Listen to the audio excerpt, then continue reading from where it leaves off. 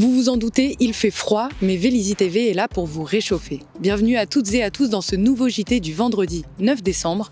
Voici les titres. La féerie de Noël s'est invitée dans les rues de Vélizy le week-end dernier. Illumination, marché de Noël et patinoire ont sonné le début des animations dans une ambiance des plus festives. Rétrospective en images. Samedi 3 décembre s'est tenue l'inauguration de la toute nouvelle école Simone Veil au quartier de l'Europe. Vélizy TV était sur place. Samedi 3 décembre, la soirée super-héros s'est déroulée à la médiathèque de Vélizy. Une journée entière remplie de plusieurs ateliers, dont du stop-motion pour petits et grands. Noël arrive et il est grand temps de se mettre dans l'ambiance. Vélizy TV vous emmène au pied des illuminations, dans les allées du marché de Noël et aux abords de la patinoire. Accrochez vos ceintures, c'est parti.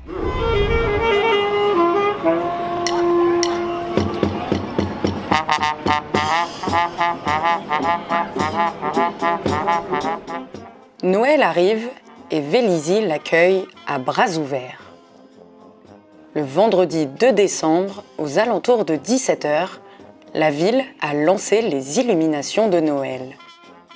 Comme chaque année, Vélizy a fait le choix de concentrer les illuminations au niveau des lieux de vie, écoles, commerces et établissements sportifs. Bien que ces éclairages soient en LED, donc peu énergivores, la hausse des prix de l'électricité oblige les villes à faire des concessions en cette fin d'année 2022. Ainsi, Vélizy a décidé de ne pas installer le toit illuminé de l'onde afin de réduire les dépenses énergétiques. Pas de toit illuminé pour l'onde, mais bel et bien le tant attendu marché de Noël. Associations, commerces ou artisans, plus de 30 exposants étaient au rendez-vous ces samedis 3 et dimanche 4 décembre. De quoi faire le plein d'idées cadeaux. Avec son panier de friandises, même le Père Noël s'est invité dans les allées du marché. De même que quelques créatures fantastiques, pour le plus grand bonheur des petits et des grands.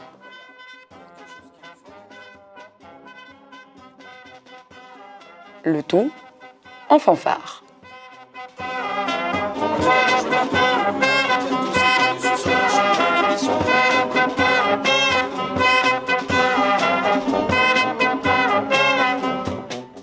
Puis à 14h, Pascal Thévenot a chaussé les patins pour inaugurer la patinoire. Avec tous les enfants, on va inaugurer cette patinoire qui est maintenant un événement annuel. L'initiative était partie du conseil municipal des jeunes. Et en fait, on a renouvelé ça tous les ans. C'est attendu pendant tout le mois. Ça démarre aujourd'hui. Le dernier jour sera le jour de Noël.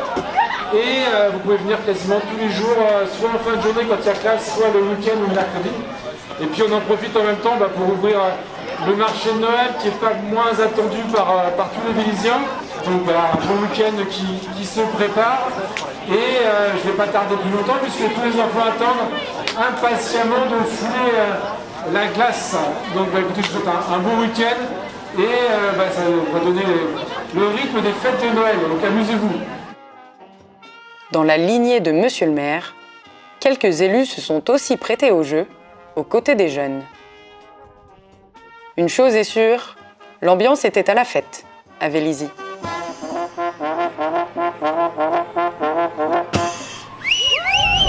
Baptisée Simone Veil, cette école 100% flexible a été inaugurée samedi dernier en présence des élèves, de la présidente de région Valérie Pécresse, du maire de Vélizy Pascal Thévenot et du conseil municipal. Jean Veil, fils de Simone Veil, était lui aussi présent pour saluer cette pédagogie innovante.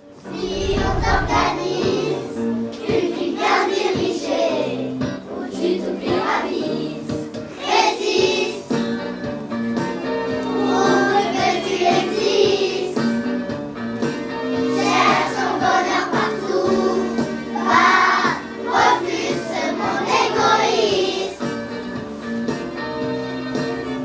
résiste, suis ton cœur qui insiste.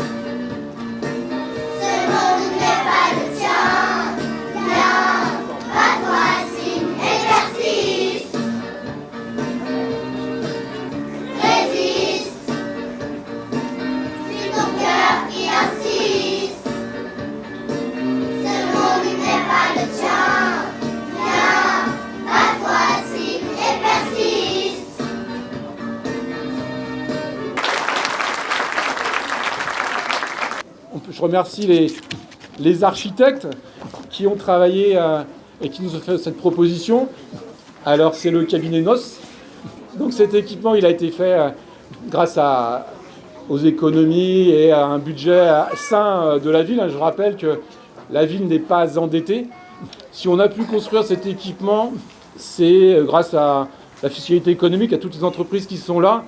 La région, quand même, 915 000 €. Madame la Présidente, on aurait pu aller au million, quand même. Et la CAF, 126 000 €. Vous voyez, une école, on n'en inaugure pas tous les jours. Une école, c'est le signe de la vitalité d'une ville. Donc nous avons aujourd'hui énormément de marraines et de parrains qui sont autour de ce verso. Et puis il y a le conseil municipal jeune que je n'oublie pas. Simone Veil, c'était une grande dame de la politique. Aujourd'hui, nous avons la chance d'avoir son fils avec nous, Jean Veil, qui est avocat. Pour moi, c'est important que cette école porte le nom de maman au milieu d'autres grands Européens. Ce qui m'a touché, c'est le caractère européen du quartier. La présence de Schumann, de Jean Monnet, à côté de qui elle est également dans la même crypte que mes parents au Panthéon, et qui est le père de l'Europe. La présence d'une ville allemande qui est jumelée avec Vélizy, tout ça me paraît tout à fait important. Merci et surtout gardez le nom, ça me fait très plaisir. Madame Mandras, qui était notre inspectrice de l'éducation nationale, qui maintenant a été propulsée aux missions innovantes. Donc en fait, les enfants se déplacent en fonction des thématiques qu'ils travaillent. Ils sont deux autonomes et en fait, l'enseignant se déporte vers les enfants qui en ont besoin et laisse du coup cheminer et aller plus loin les enfants qui n'en ont pas besoin. On a fait un plan de formation où on a accompagné les 4 enseignantes qu'on a recrutées sur poste profilé. C'était la condition qu'on s'était donnée pour ouvrir cette école flexible. Et là, donc toute l'année, je continue à les accompagner avec ma conseillère pédagogique. Et on les accompagne aussi beaucoup en neuroéducation, c'est-à-dire comment on gère l'attention, comment on gère la mémorisation, etc. Et le bien-être à l'école. Donc on travaille avec eux tout ça. Pour l'instant, il y a 4 classes et on peut monter à 7. Quand on s'arrête à Vélizy, en général, on ne repart pas. J'ai plus de la moitié du conseil municipal, et j'en fais partie, qui sont nés ici. Donc les enfants, profitez, construisez la ville de demain. On compte sur vous pour avoir toujours autant de plaisir à parcourir Vélizy, à vivre à Vélizy.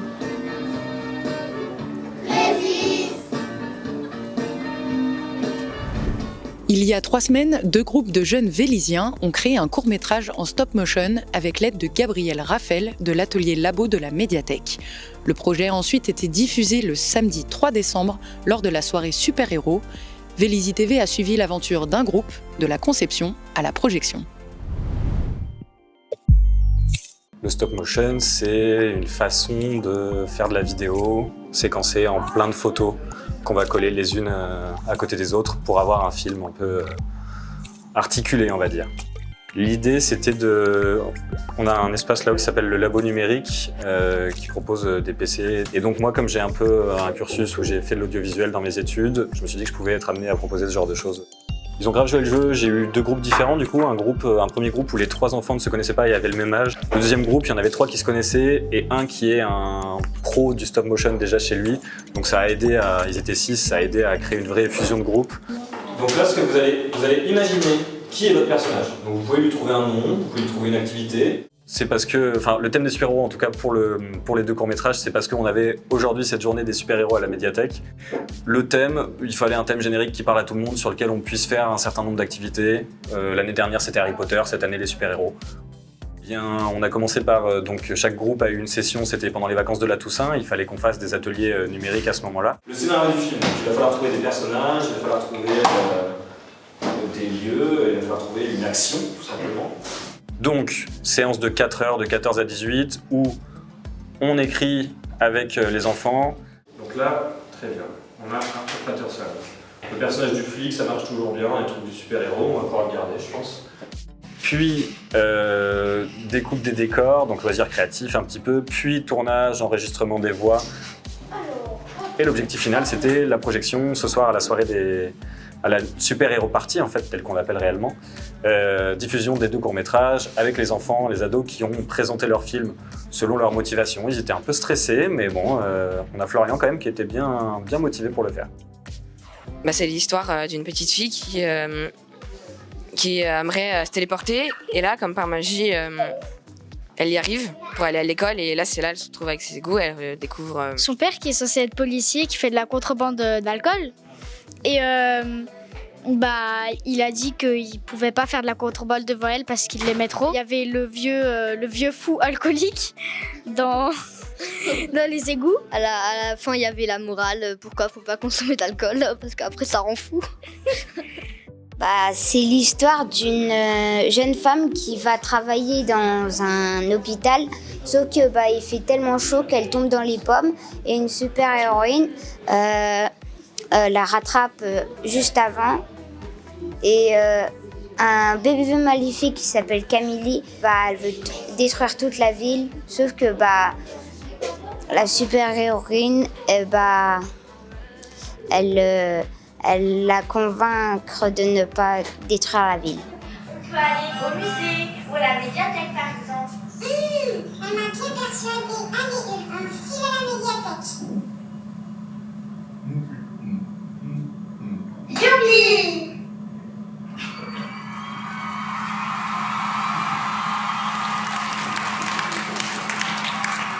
Je pense qu'ils ont été très contents. Évidemment, ils se sont rendus compte de l'aspect fastidieux, ceux qui ne connaissaient pas, de prendre 12 milliards de photos qui peut être hyper casse-pied sur le long terme. Mais dans l'ensemble, ils ont été contents et même là, ça se voit, les parents étaient très contents aussi.